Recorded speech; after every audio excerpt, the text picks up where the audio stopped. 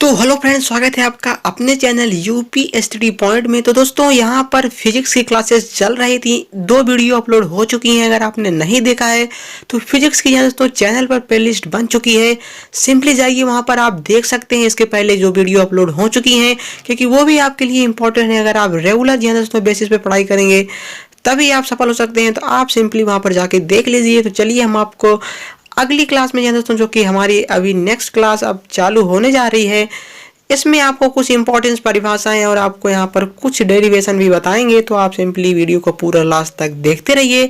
और अगर आप दोस्तों चैनल पर नए हैं तो दोस्तों चैनल को सब्सक्राइब जरूर करिए और अपने दोस्तों के साथ भी जरूर शेयर करिए। यहाँ पर आपको मेन बात ध्यान देना है कि आपको दोस्तों के साथ शेयर करना है, जिससे वो भी इस वीडियो को फायदा ले सके। और हाँ दोस्तों, जल्दी से ज़्यादा लोगों को शेयर करिए, क्योंकि यहाँ पर दोस्तों आपको फ्री में सारी क्लासें प्रोवाइड की जाएंगी। जो भी क्वेश्चन आपके डाउट जो भी हैं, आपको यहाँ पर एक टेलीग्राम चैनल दे दिया जाएगा जिसमें आपको डिस्कशन ग्रुप होगा। वहां पर आप डिस्कस कर पाएंगे हमारे साथ। जो भी दोस्तों आपको नहीं आ रहा है, सिंपली आप उसका एक फोटो खींचिए और यहाँ पर आप सेंड कर दीजिए, हम आपको सॉल्व करके वहां पर बता देंगे। तो आप अगर चाहते हैं तो आप हमें कमेंट करके जरूर बताइए कि आप टेलीग्राम चैनल ज्वाइन करना चाहते हैं, तो हम आपको टेलीग्राम चैनल जरूर बना के देंगे। तो चलिए दोस्तों, आज की वीडियो स्टार्ट करते हैं।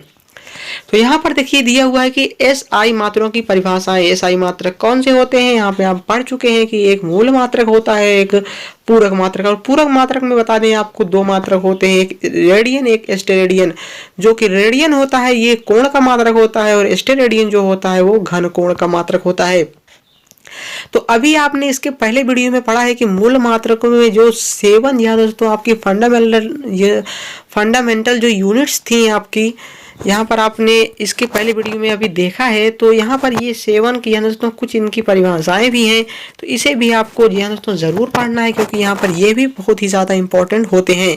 तो पहला जो कि हमारा है दोस्तों मीटर, और मीटर की परिभाषा होती क्या है, तो यहाँ पर आप देख लीजिए कि 1 मीटर वह दूरी है जो निर्वात में प्रकाश द्वारा 1 मीटर वह दूरी है जो निर्वात में प्रकाश द्वारा 1/299 या फिर दोस्तों 792 और 458 सेकंड में चली जाती है।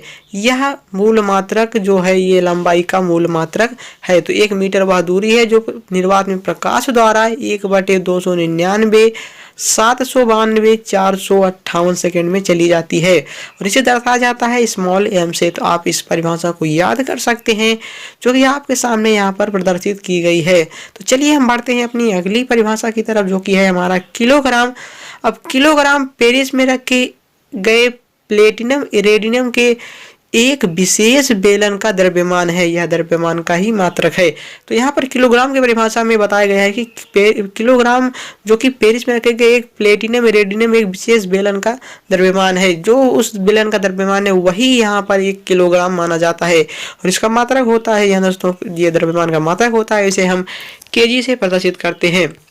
तो चलिए हम पढ़ते हैं अपने अगली परिभाषा की, जो कि है हमारा सेकेंड।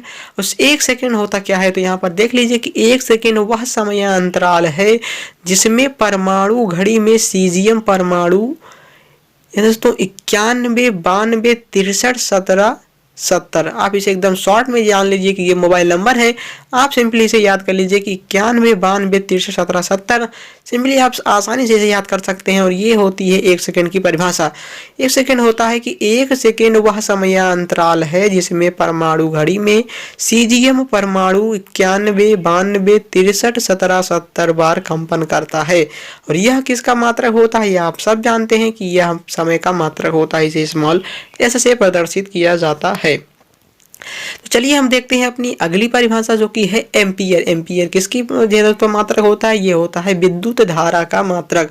अभी एम्पियर की परिभाषा में क्या दिया हुआ है कि ये एम्पियर यह विद्युत धारा का मात्रक है जो निर्वात में 1 मीटर की दूरी पर स्थित 2 सीधे अनंत लंबे समानांतर प्रवाहित होने पर तारों के बीच प्रति मीटर लंबाई पर यदि 2 × 10⁻⁷ न्यूटन प्रति मीटर का बल उत्पन्न करती है, तो यह धारा जो कहलाती है हमारी 1 एम्पियर कहलाती है।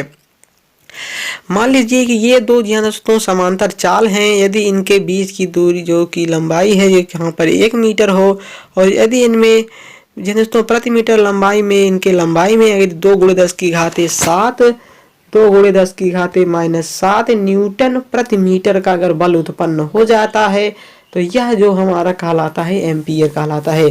तो अगर आप इसे शॉर्ट में याद करना चाहते हैं तो हम आपको बता देते हैं कि एक आप सब जानते होंगे कि होता है Q = I T और I = होता है Q/T और I ध्यान दोस्तों जो कि हमारा है विद्युत धारा।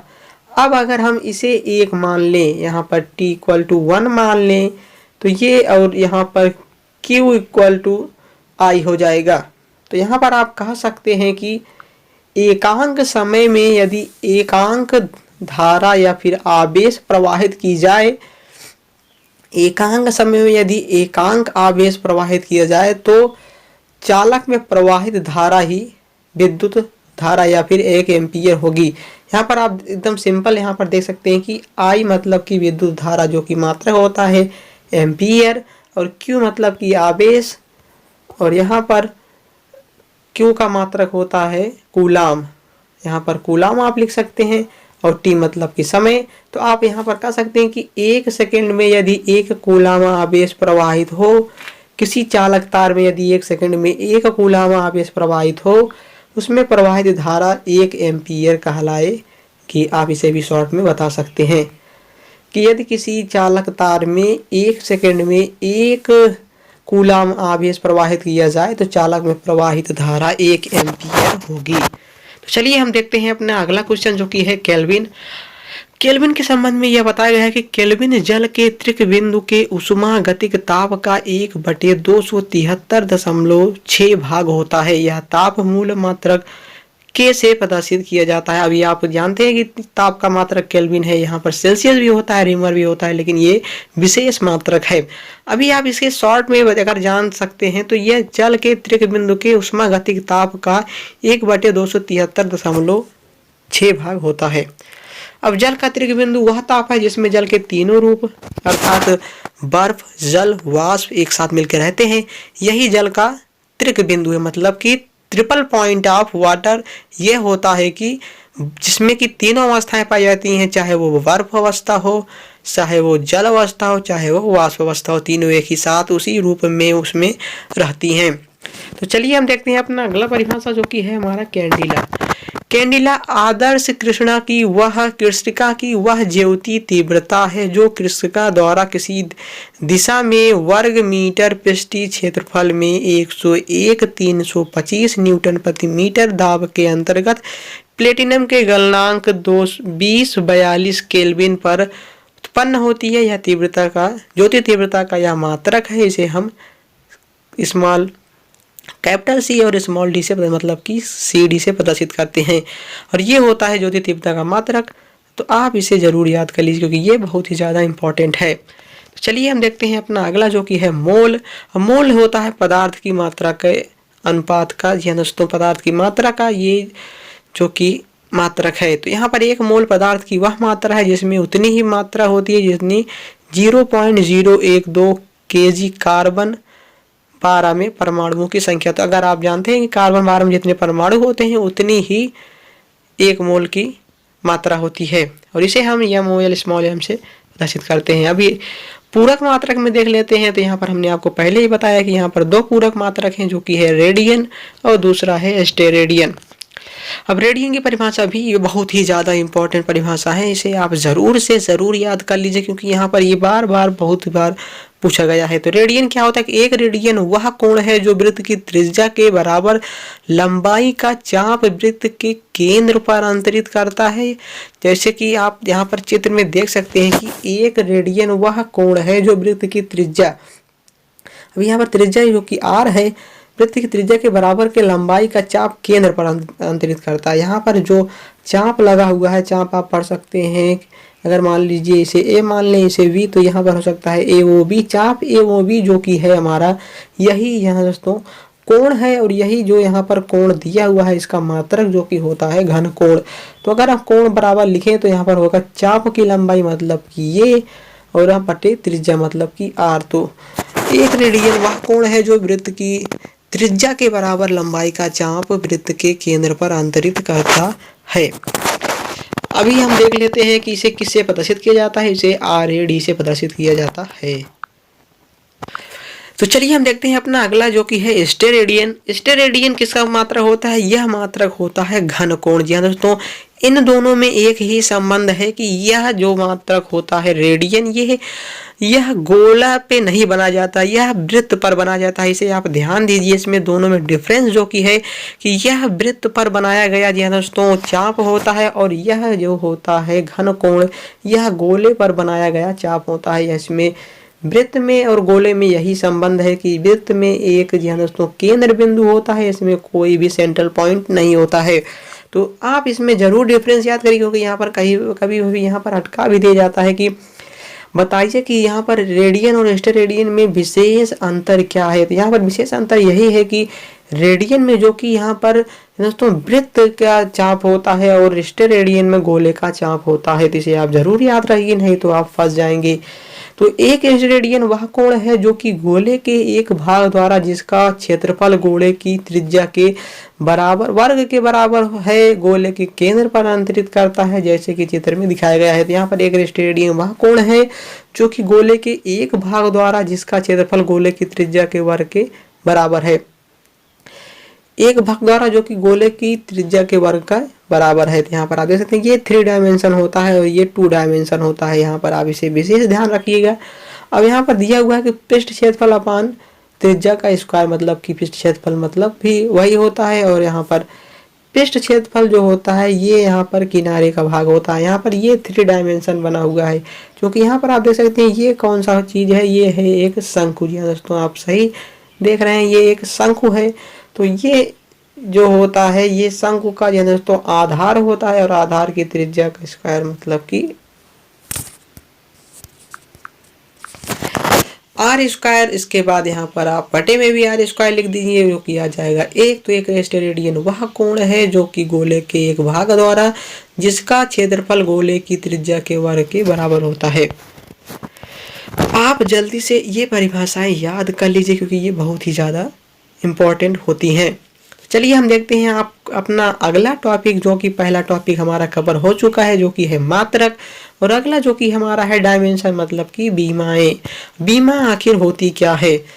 किसी भौतिक राशि की बीमा उन घातों या घातांकों को कहते हैं जिन्हें उस राशि को व्यक्त करने के लिए मूल राशियों जैसे कि द्रव्यमान, लंबाई, समय के मात्रकों पर चढ़ाना पड़ता है। मतलब कि बीमा वे होती हैं जैसे कि किसी, तो आप जानते होंगे कि अगर हम एक यहाँ पर लिखते हैं, तो अगर हम इस तरीके से लिख देते हैं तो यह भी हमें फर्स्ट ही माना जाता है, जो कि होता है हमारा दूसरा रूप, और ये हमारा अंकगणितीय रूप है, ये हमारा होता है दूसरा रूप। इसी प्रकार बीमा भी किसी भौतिक राशि की बीमाएं उन घातों या घातांकों को कहते हैं जिन्हें उस राशि को व्यक्त करने के लिए द्रव्यमान, लंबाई और समय के मात्रकों पर चढ़ाना पड़ता है। तो फ्रेंड, लंबाई, द्रव्यमान और समय के मात्रकों को कोष्ठक में अंग्रेजी के बड़े या दोस्तों अक्षरों द्वारा क्रमशः, जैसे कि यहाँ पर दिया हुआ ये, इसे हम कहते हैं मॉड। या दोस्तों जो इस तरीके से लिखा हुआ है यहाँ पर, ये जान लीजिए कि ये मॉड में लिखा हुआ है, तो इसे हम कहते हैं मॉड। तो ये है कैपिटल एल जो कि लंबाई का है, एम जो कि द्रव्यमान का है, टी जो कि समय का है। तो इस तरीके से हम प्रदर्शित करते हैं, जिसे कि हम बीमा कहते हैं। अन्य भौतिक राशियों को, बीमाओं को इन संकेतों के रूप में व्यक्त किया जा सकता है, जैसे कि नीचे कुछ उदाहरण दिए हुए हैं। चलिए हम कुछ उदाहरण सॉल्व करते हैं। तो फ्रेंड यहाँ पर देख सकते हैं कि चाल, अभी आप जानते होंगे कि चाल जो होता है वो होता है दोस्तों, उसका जो दोस्तों फार्मूला है वो होता है दूरी बटा समय। चाल का जो फार्मूला है वो होता है दूरी बटा समय। अब दूरी को दोस्तों किसके द्वारा व्यक्त किया जाता है? दूरी मतलब कि लंबाई, लंबाई का मात्रक होता है मीटर। तो पहले हम जब बीमा को यहाँ पर व्यक्त करेंगे, तो आप यहाँ पर ध्यान लीजिए कि पहले हम उसका मात्रक लिखेंगे, और मात्रक से ही हम बीमा निकाल पाएंगे। अगर हमको मात्रक पता होगा तभी हम बीमा निकाल सकते हैं, अगर हमें मात्रक नहीं पता तो बीमा हम बिल्कुल भी नहीं निकाल पाएंगे। इसलिए आपको पहले मात्रक जरूर याद रखना चाहिए।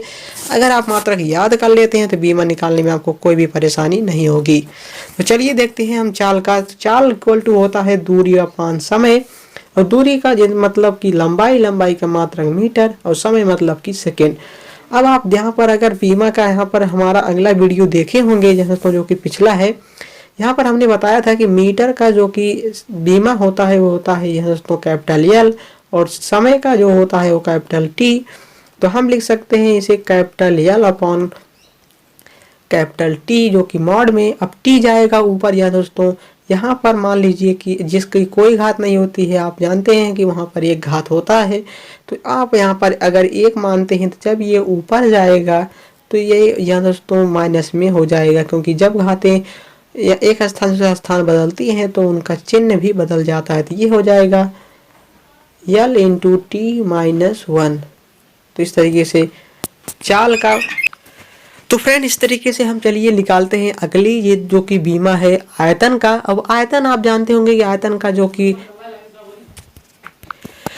तो चलिए हम देखते हैं आयतन का दोस्तों बीमा जो कि आयतन का आप पहले यहाँ पर मात्रक निकालेंगे तभी आप बीमा निकाल पाएंगे। तो चलिए आप पहले देखते हैं कि इसका मात्रक आखिर होता क्या है। तो आयतन इक्वल टू होता है लंबाई गुणे चौड़ाई गुणे ऊंचाई।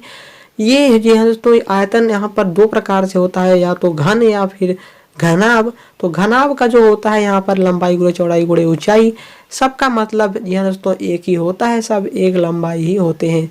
चाहे आप लंबाई इंटू लंबाई करें या फिर चौड़ाई लंबाई गुणे ऊंचाई करें, सबका मात्रक मीटर ही होता है। तो यहाँ पर मीटर को हम 3 बार लिखेंगे। अब मीटर को 3 बार लिखने का मतलब है कि मीटर क्यूब। यहाँ दोस्तों जब 3 बार गुणा होता है तो यहाँ पर हो जाता है घन में। अब हम देखेंगे कि यहाँ पर किस तरीके से इसकी बीमा निकाला जाएगा। तो पहले मीटर की जो बीमा होगी यहाँ पर कैपिटल एल, तो इस तरीके से हम कोष्टक में लिख देंगे, फिर हम गुणे का निशान लगाएंगे। दूसरे मीटर के भी यहाँ पर कैपिटल एल, फिर हम गुणे का निशान लगाएंगे, और तीसरे का भी कैपिटल एल हो जाएगा। अब यहाँ पर एक घात है, यहाँ पर एक घात है, यहाँ पर एक घात है, तो 1 + 1 यहाँ दोस्तों गुणे में घातें जोड़ती हैं, तो 1 + 1 + 1 = 3 हो जाएगा। तो यहाँ पर हम यहाँ 3 लगा देंगे इसके ऊपर, यही हो जाएगा हमारा आयतन का यह दोस्तों बीमा। तो हम किसी भी आयतन के बीमा यहाँ पर आप याद कर लीजिए कि कोई भी आयतन हो यहाँ पर बीमा होता है L⁻3। अब चलिए हम लिखते हैं कि यहाँ पर घनत्व की बीमा क्या होती है। तो घनत्व बराबर होता है द्रव्यमान बटे आयतन। अब द्रव्यमान मतलब कि द्रव्यमान का मात्रक आप जानते हैं कि किलोग्राम। हमने आपको पहले ही कहा है कि जब आप यहाँ पर बीमा निकालेंगे तो आपको मात्रक की जानकारी जरूर रहनी चाहिए, नहीं जानकारी है तो आप बिल्कुल भी बीमा नहीं निकाल पाएंगे। अब किलोग्राम हो गया। अब आयतन मतलब कि मीटर क्यूब अभी आपने देखा। अब आप यहाँ पर सीधे यहाँ पर दोस्तों इंस्टेंट यहाँ पर निकाल पाएंगे किलोग्राम, मतलब कि हम इसे कैपिटल एम से प्रदर्शित करते हैं। अभी आपने यहाँ पर मीटर क्यूब का निकाला जो कि होता है L⁻3। अब जब पावर ऊपर जाएगी तो हो जाएगा माइनस। जब माइनस होगा तो यहाँ पर पहले लिखेंगे हम कैपिटल एम, फिर यहाँ पर ब्रैकेट लगा के लिखेंगे L⁻3। यही हमारा जो कि घनत्व का यहाँ दोस्तों हो जाएगा मात्रक, और मात्रक के साथ यहाँ पर बीमा भी निकल गई है। अब चलिए हम देखते हैं द्रव्य दोस्तों बल का। अब बल में आपको क्या है, F = m में से। अब आप यहाँ पर जानते हैं कि बल बराबर होता है द्रव्यमान गुणे त्वरण। अब हम यहाँ पर पहले हमने आपको बताया कि पहले आपको क्या निकालना है, यहाँ पर पहले आपको मात्रक निकालना है। तो चलिए हम पहले निकालते हैं द्रव्यमान का मात्रक। तो फ्रेंड द्रव्यमान का मात्रक जो कि होता है किलोग्राम, आप जानते हैं, इसे याद भी किए हैं। उसके बाद त्वरण का मात्रक। अब त्वरण मतलब कि होता है वेग अंतराल बटे समय अंतराल। वेग अंतराल मतलब वेग मतलब कि होता है मीटर। तो यहाँ पर जो हो जाएगा यहाँ पर वेग का मात्रक मीटर। अभी आपने ऊपर यहाँ पर किलोग्राम द्रव्यमान का देखा ही है, और बटे में समय अंतराल मतलब कि स्क्वायर समय अंतराल का। तो समय अंतराल का समय का मात्रक सेकंड, तो इसका 2 बार होता है, तो यहाँ पर हो जाएगा ये सेकंड स्क्वायर। तो अब आप जानते हैं कि किलोग्राम का होता है, हम दर्शाते हैं कैपिटल एम से। उसके बाद मीटर को दर्शाते हैं हम स्मॉल एल, यहाँ पर कैपिटल एल से। इसके बाद बटे में हो जाएगा यहाँ पर टी और की पावर 2। अब ये बटे में है तो जब ऊपर जाएगा तो आप जानते हैं कि घात माइनस में हो जाती है, तो ये हो जाएगा यम, इसके बाद यल, यहाँ पर t-2। तो यही हो जाएगा बल का दोस्तों बीमा। तो इस तरीके से आप यहाँ पर बल की बीमा निकाल सकते हैं। यहाँ पर कुछ और उदाहरण दिए गए हैं जिन्हें आप देखकर बल की बीमा निकाल पाएंगे, या फिर सॉरी बल की बीमा नहीं, आप अलग अलग बीमा निकालने में सक्षम हो सकते हैं। और आप जितना ज़्यादा प्रैक्टिस करेंगे बीमा निकालने की, उतनी ही ज़्यादा आपकी प्रैक्टिस बढ़ती जाएगी। क्योंकि यहाँ पर ये जो कि दोस्तों पक्का पूछा जाता है, एक ना एक की बीमा निकालने को आपको पक्का मिलेगा वहाँ पर, चाहे वो बल का हो या फिर घनत्व का हो, किसी का भी हो, लेकिन वहाँ पर यहाँ दोस्तों आपके क्वेश्चन पेपर में ज़रूर मिलेगा। तो आप सिंपली भी यहाँ पर निकालना ज़रूर सीख लीजिए। तो यहाँ पर देखिए हमने जो अभी आपको बताया यहाँ पर बल का सेम टू सेम उसी प्रकार है। यहाँ दोस्तों यहाँ पर समवेग का, समवेग इक्वल टू होता है द्रव्यमान गुणे वेग। द्रव्यमान मतलब कि यम, दोस्तों द्रव्यमान का मात्रक किलोग्राम, किलोग्राम को यम से प्रतिनिधित करते हैं। वेग मतलब विस्थापन बटे समय, विस्थापन मतलब कि दूरी, दूरी का मात्रक लंबाई, और समय का मात्रक यहाँ पर होता है सेकेंड। सेकेंड को टी से प्रतिनिधित करते हैं। जब टी ऊपर जाएगा तो ये हो जाएगा यम और यल, और t-1 मतलब कि ये हो जाएगा यम एल t-1। तो अब आप यहाँ पर क्षेत्रफल का जल्दी से निकाल के हमें कमेंट करके बताइए कि कितना आएगा, जल्दी से आप निकाल लीजिए। तो चलिए हम देखते हैं बीमीय समीकरण होता क्या है। अगला जो हमारा है यहाँ तो डायमेंशनल इक्वेशन। डायमेंशनल इक्वेशन होता क्या है, किसी भौतिक राशि को उनके बीमीय सूत्र के बराबर लिखने पर प्राप्त समीकरण उस राशि का बीमीय समीकरण कहलाता है। जैसे आपने अभी देखा कि बल का मात्रक होता है यह दोस्तों द्रव्यमान गुणे त्वरण। जब हमने बीमा रूप में प्रदर्शित किए थे तो हमें मिला था यम एल t-2। तो ये यम एल t-2 लिखा हुआ है, यही है हमारा जो कि होता है बीमीय समीकरण। इसे ही हम बीमीय समीकरण, यही हमारा बीमीय समीकरण होता है। तो इस तरीके से बीमीय समीकरण आप निकाल सकते हैं। अब हम आपको कुछ बीमीय समीकरण के दोस्तों यहाँ पर सूत्र दे रहे हैं, जिन्हें आप जल्दी से यहाँ पर याद कर लीजिए, जिससे कि आगे जो हम आपको सवाल बताएंगे, इसके बाद आपको उदाहरण दोस्तों बताएंगे बड़े बड़े सवालों का, जिससे कि आपको यहाँ पर दिक्कत बिल्कुल भी ना हो, और आपको सारे ये फार्मूले अगर याद होंगे तभी आप यहाँ पर निकाल पाएंगे। हमने आपसे पहले भी कहा है कि आपको पहले मात्रक याद करना है, तभी आप बीमा निकाल पाएंगे।